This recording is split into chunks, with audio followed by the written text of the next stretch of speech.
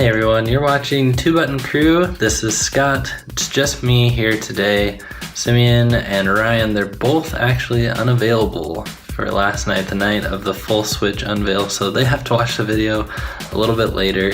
I feel kind of bad for them, but the good news is I was able to watch the whole thing live. Got to sit down and just enjoy the full hour of the presentation. I watched IGN's pre-show and post-show. They did a great job hosting it.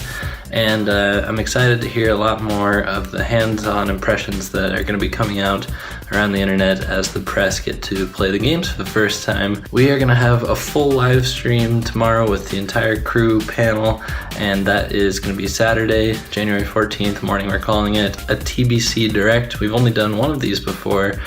We save them for big events, and we're going to go through everything in detail, talk about every piece of technology, each game that we saw. So that's tomorrow. We'll be live here on our YouTube channel. So please join us for that. Come into the chat. But for now, for today, for Friday's episode, I'd like to just kind of talk about my first impressions, even though they're still kind of all settling in. So it's been a very exciting evening. I think that I'm so glad that Nintendo went back to the stage show. Nintendo Directs are great. I think we should get 2 or 3 of them a year, but when it comes to a new console, they did this the right way. They had a DJ, lights. I saw 8 different cameramen. It was amazing. Lots of different people translating as well. Some of the translators could have been better. I'm sure you noticed that, but I couldn't be much happier with the Switch. It looks great. The hardware is even better than I expected. If you go back and see which ones of our predictions that we got right, Simeon and I, we were both a little more conservative in our predictions, and we were proven wrong by touchscreen. It's capacitive, it's in there, and motion controls in both Joy-Cons. Oh, kitty, please. Hi. This is my cat, Saphira, and she was threatening to knock over the whole video setup I have here, so there she is. She is a Russian blue. She's wonderful. But can you please be wonderful later, not during my video recording? I'm just amazed. They're packing in so much technology into these little Joy-Cons, these little expensive controllers. It's $50 for one half or $80 for a set. It's incredible. But that's kind of to be expected when it has, the HD rumble. And then let's talk about that camera in Joy-Con R, able to sense rock, paper, scissors. How far? I mean, I've never heard of technology like that. That's gonna have some really interesting gameplay applications. I wish we could have seen an actual game example of this, but besides you can shake ice. They literally said, with this new technology, you can feel ice shake in your glass. They didn't say this is one of the things you can do. I'm sure they'll find more interesting ways to implement it. I hope it's not a vitality sensor situation. A lot of the accessories are super expensive. I thought a dock was gonna be $25. A dock is $90. Pro controller is $70. A lot of these little pieces of information that weren't shown on the screen or directly addressed in the presentation, they're kind of the more negative ones. Of course, they came out with a lot of the good news. The console's coming out on March 3rd. Man, that is awesome. That is earlier than I was expecting. That's 6 weeks from now. I can live with that. Breath of the Wild being available at launch, amazing. Definitely going to need that to play because there's really not a whole lot else going on in the launch. I really, I would have liked there to be 3 games that came out at launch from first party, just like there was on Wii.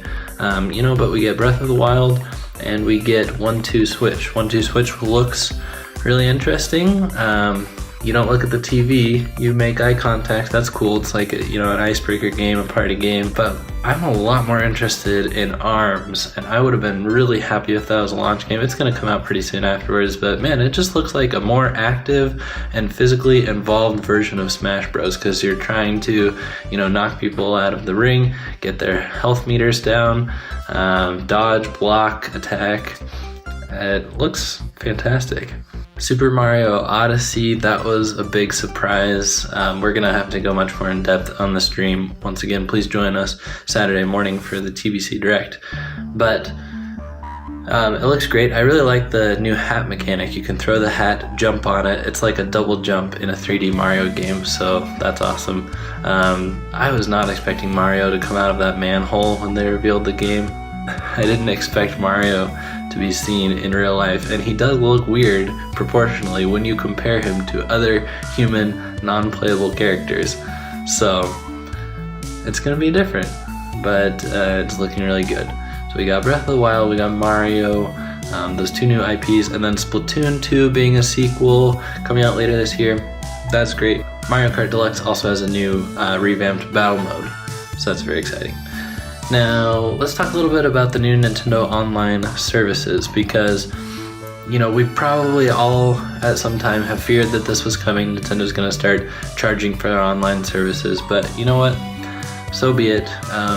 We're always asking for party chat and, you know, matchmaking to be as smooth as it is on the competitors' consoles. Well, those are paid services, so yeah, I'd imagine $5 a month for this service. And the nice thing is it is going to come with an NES or an SNES Virtual Console download with added online multiplayer. So never would have seen that coming, although I have asked for Virtual Console to be more of a subscription service in the past.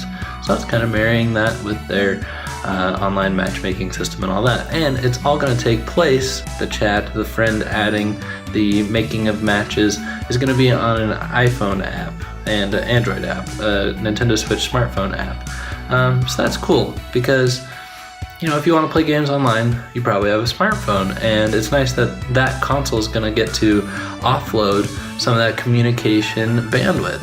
And I think that's going to allow for really smooth voice chat and stuff. So I'm really looking forward to this service.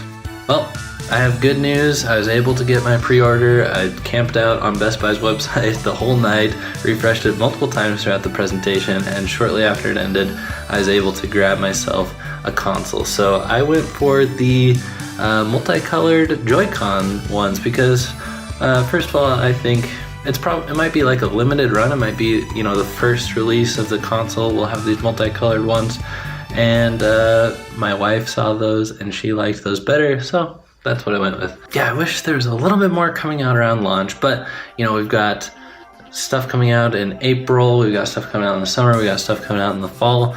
It looks like Nintendo has stacked this year pretty well. Oh, and lastly, about Breath of the Wild, I'll end this video with Breath of the Wild just like the Nintendo presentation did.